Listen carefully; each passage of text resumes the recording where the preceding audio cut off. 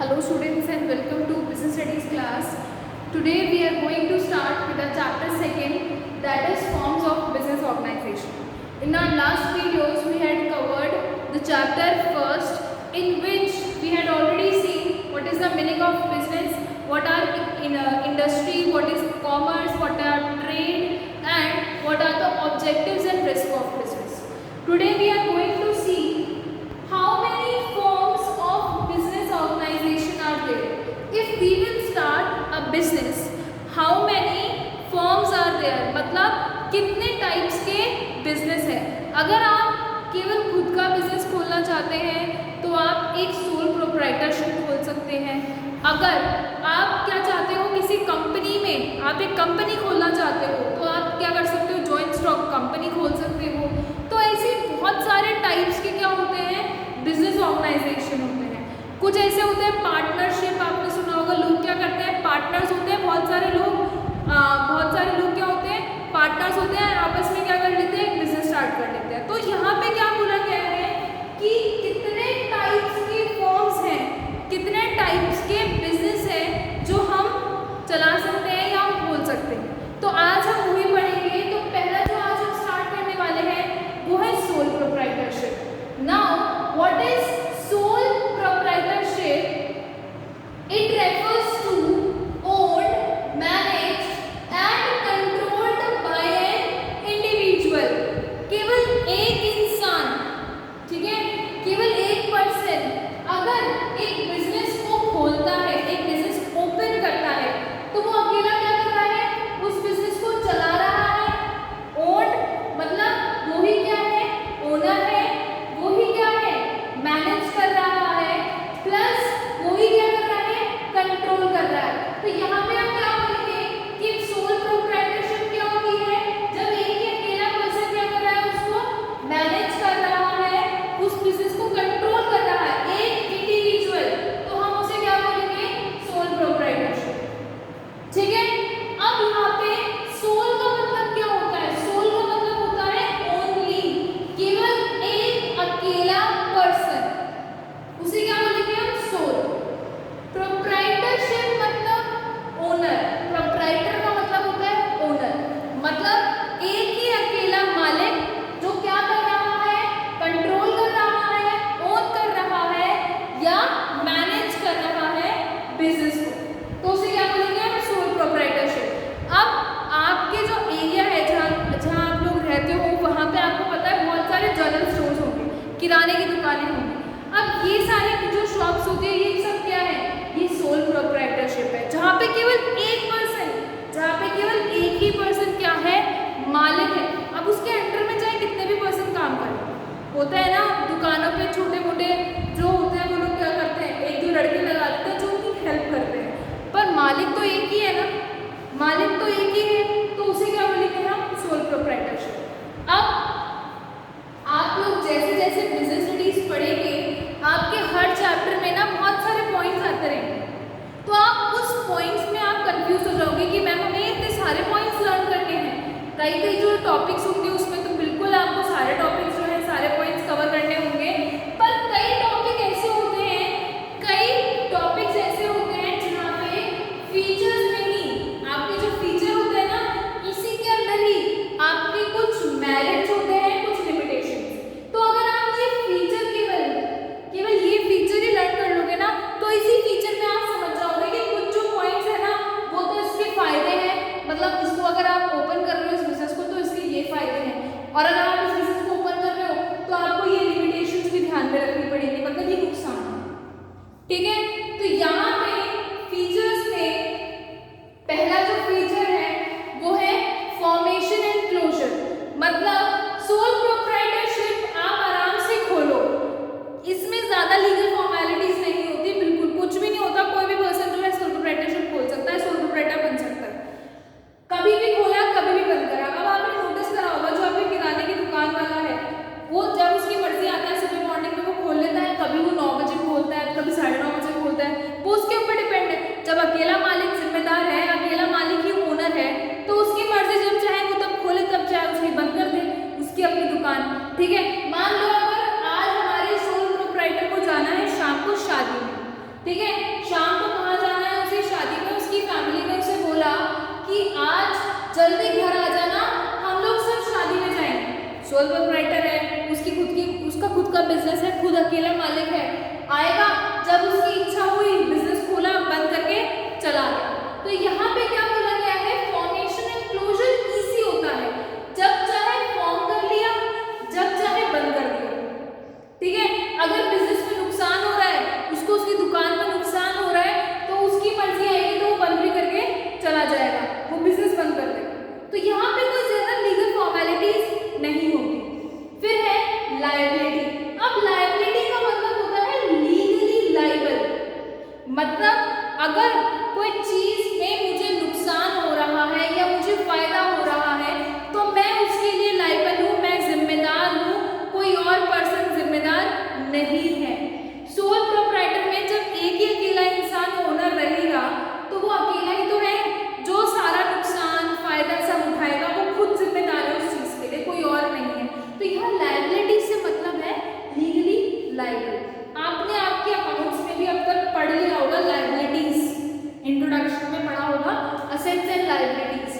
Liabilities मतलब जिनको हमें पे करना होता है, ठीक है, जो हमारे बिजनेस के ऊपर क्या होती है, कुछ लायबल होती है, कुछ चीजें ऐसी होती है जिन्हें हमें पे करना होता है पैसे से। ठीक है, तो यहाँ पे लायबिलिटी का मतलब है लीगली लायबल, किसी चीज के लिए आप लीगली लायबल हो, जिम्मेदार हो कि आपने अगर एक बिजनेस खोला है, इस बिजनेस में कोई भी नुकसान या फायदा हो रहा है तो आप लोग इसको बेयर करोगे, कोई और बेयर नहीं करेगा, जो मालिक है वो जिम्मेदार होगा।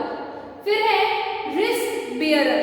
सोल रिस्क बेयरर का मतलब, सोल का मतलब तुम्हें पता चल गया, सोल का मतलब ओनली। रिस्क बेयरर, एक अकेला इंसान ही रिस्क उठाएगा, कोई और जो है उसके लिए उसके बदले रिस्क नहीं उठाएगा। तो यहाँ पे रिस्क बेयरर का है कि अगर मान लो मेरी जो शॉप थी वो थी किराने की दुकान है, नॉर्मल मैंने जो है दाल चावल की दुकान खोली हुई है। अब मैंने क्या करा, अपने बिजनेस को बढ़ाने के लिए मैंने स्टेशनरी का सामान भी रखना शुरू कर दिया। स्टेशनरी का सामान रखना शुरू करा तो मैंने क्या लिया, यहाँ पे रिस्क लिया है। हो भी सकता है वो सामान चले, हो भी सकता है वो सामान ना चले, तो जो अकेला इंसान है ना वही रिस्क उठाएगा, उसकी जगह कोई और नहीं उठाएगा। फिर उसके बाद है कंट्रोल। जब एक ही अकेला इंसान मालिक है तो कंट्रोल भी किसका रहेगा, सोल प्रोप्राइटर का रहेगा या किसी और का रहेगा? नहीं, केवल इसका जो है कंट्रोल रहेगा, केवल एक ही पर्सन का, ओनली वन ओनर। ठीक है, या फिर ओनली ओनर, केवल इसका ही जो है कंट्रोल रहेगा। No separate entity. अब ये नो सेपरेट एंटिटी क्या बोल रहा है, ये बोल रहा है कि लॉ की नजर में, कानून की नजर में ओनर और बिजनेसमैन ये दोनों अलग अलग नहीं है, सेपरेट नहीं है। नो सेपरेट, सेपरेट का मतलब अलग, एंटिटी का मतलब एंटरप्राइज, मतलब आपका बिजनेस। ठीक है, नो नहीं, सेपरेट अलग, एंटिटी नहीं अलग है एंटिटी। मतलब आपने कोई, मान लो मेरी दुकान का नाम है लक्ष्मी स्टेशनर्स, फॉर एग्जाम्पल, ठीक है, मेरी दुकान का नाम है लक्ष्मी स्टेशनर्स।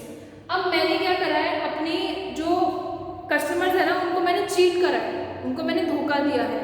जो सामान जितनी प्राइस थी ना, 100 की प्राइस थी, मैंने उसे उन्हें 150 में बेचा है। तो मैंने अपने कस्टमर से क्या करा, धोखा करा है। तो किसी एक कस्टमर ने मेरे ऊपर केस कर दिया कि इसने इतने का सामान था, इतने में बेचा है। तो अब एक बात बताओ, जो केस हुआ है वो किसके नाम से हुआ है? वो हुआ है लक्ष्मी स्टेशनर्स के नाम पे। ठीक है, लक्ष्मी स्टेशनर के नाम पे जो है केस हुआ है। अब जब कानूनी कार्यवाही होगी तो लक्ष्मी स्टेशनर की मालिक कौन है? मैं हूँ। बुलाया किसको जाएगा? मुझे जाएगा। तो यहाँ पे कानून की नजर में ओनर और बिजनेसमैन अलग अलग नहीं है, दोनों सेम है। दोनों क्या है? सेम है। अगर कोई नुकसान हो रहा है या कोई फायदा हो रहा है तो वो बिजनेस में हो रहा है, ठीक है, पर उस बिजनेस को चला कौन रहा है? मैं चला रही हूँ, मैं ओनर हूँ, तो मैं उसके लिए लायबल रहूंगी, मैं उसके लिए जिम्मेदार हूँ। फिर है लैक ऑफ बिजनेस कंटिन्यूटी। अब यहाँ पे बिजनेस कंटिन्यूटी में ना कुछ एक नुकसान रहता है। जैसे मान लो लक्ष्मी स्टेशनरी की जो मालिक है उसकी डेथ हो गई, ठीक है, वो क्या हो गई, उसकी डेथ हो गई या वो कंगाल हो गई। मतलब कंगाल मतलब इंसॉल्वेंट, उसके पास अब पैसा नहीं है किसी को भी देने के लिए। क्या करते हैं हम दुकान वाले क्या करते हैं, सामान खरीदते हैं, होलसेलर से सामान खरीदते हैं, ठीक है, अपनी दुकान के अंदर सामान रखने के लिए भी तो हमें सामान परचेज करना पड़ता है।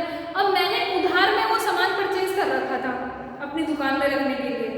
अब क्या हुआ, मेरे बिजनेस में लॉस पे लॉस होता जा रहा है। अब मेरे पास पैसा नहीं है किसी को भी देने के लिए, तो मैं क्या हो गई, इंसॉल्वेंट हो गई, कंगाल हो गई, ठीक है।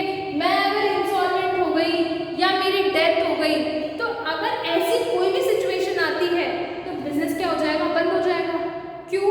क्योंकि अकेला इंसान ही तो कौन था, ओनर था।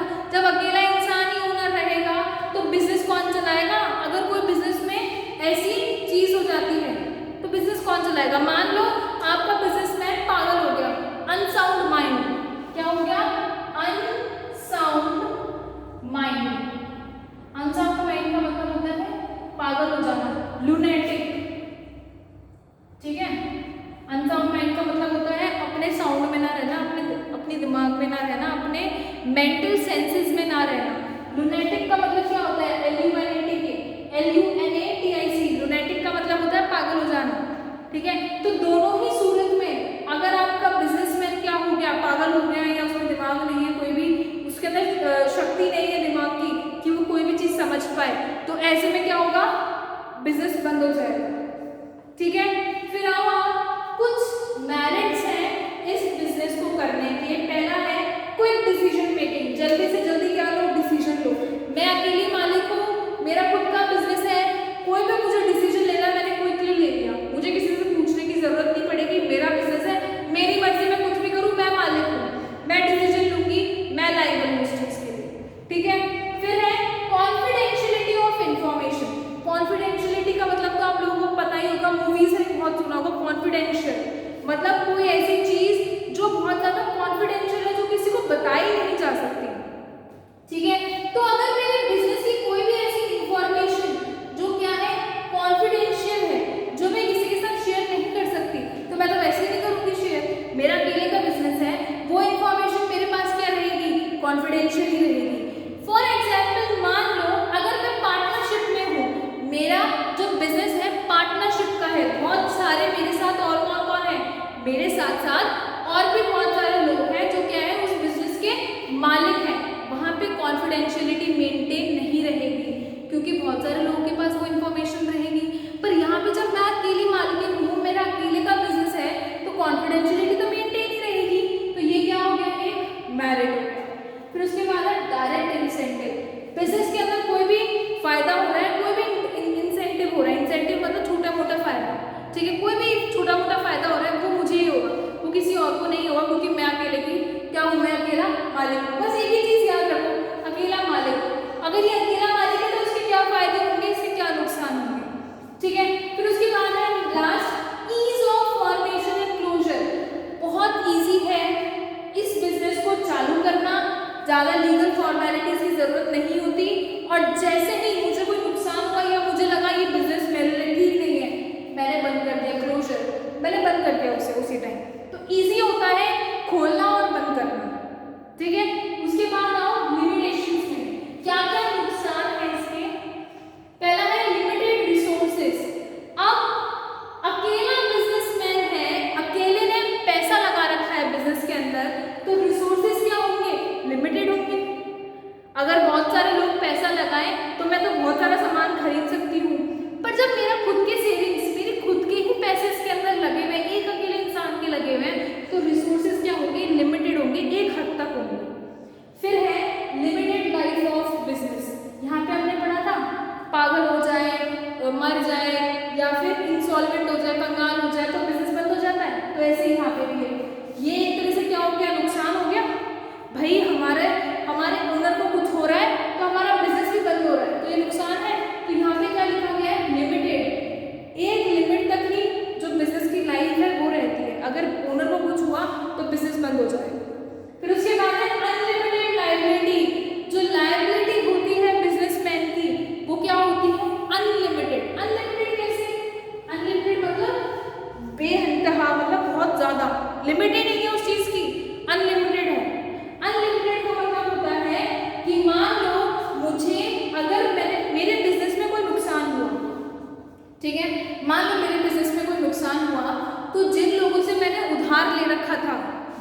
क्रेडिटर्स थे, अब मैं उन्हें पैसा तो पे नहीं कर पाऊंगी, कैसे पे करूंगी, ठीक है, जो मेरे क्रेडिटर्स हैं मैं उन्हें पैसा नहीं पे कर पाऊंगी, तो अब वो क्रेडिटर्स क्या बोलेंगे, हमें नहीं पता, आप हमें पैसा कैसे भी दो, आप अपनी दुकान बेचो, अपने घर बेचो अपना, या अपना कुछ भी बेचो, हमें पैसा चाहिए। तो यहाँ पे अनलिमिटेड लायबिलिटी क्या होती है, जब एक अकेला इंसान ओनर होता है ना तो उसका घर भी बिक जाता है, क्योंकि उसकी जो पर्सनल एसेट्स होती है ना, जो उसकी खुद की पर्सनल एसेट्स है वो भी क्या हो जाएंगी, वो सेल आउट हो जाएंगे उस बिजनेस को बचाने के लिए। तो यहाँ पे लायबिलिटी जो होती है ना वो अनलिमिटेड होती है। हम ये नहीं देखते कि लायबिलिटी जो है बिजनेस तक सीमित है या उसके आगे तक भी, अगर नुकसान हुआ है तो मुझे खुद की भी जो जमीन है वो भी बेचनी पड़ जाएगी उस नुकसान को भरने के लिए।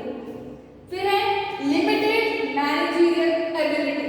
अब एक अकेला पर्सन जो बेचारा होता है उसके अंदर टैलेंट होगा, अगर उसके अंदर टैलेंट है, स्किल्स हैं या कोई भी ऐसी अच्छी क्वालिटी है, तो एक ही क्वालिटी तो होगी। अब हम सब जो होते हैं हर फील्ड में थोड़ी स्पेशलाइज्ड होते हैं। मैंने कॉमर्स ली है, मेरी अकाउंट्स अच्छी है, मेरी बिजनेस स्टडीज अच्छी है, मेरी इकोनॉमिक्स अच्छी है, मैं इन सब्जेक्ट्स के अंदर स्पेशलाइज्ड हूँ, ठीक है, और सबसे ज़्यादा स्पेशलाइज किसके अंदर हूँ, बिजनेस स्टडीज के अंदर, क्योंकि मैं बिजनेस स्टडीज पढ़ा रही हूँ। तो मैं बाकी के जो सब्जेक्ट्स हैं उनके अंदर इतनी स्पेशलाइज नहीं रहूँगी। साइंस में तो बिल्कुल भी नहीं, साइंस के सब्जेक्ट्स वो तो मुझे भी आते नहीं, मैंने पढ़े नहीं। तो हम लोग जो होते हैं एक पर्टिकुलर फील्ड के अंदर क्या होते हैं, स्पेशलाइज्ड होते हैं।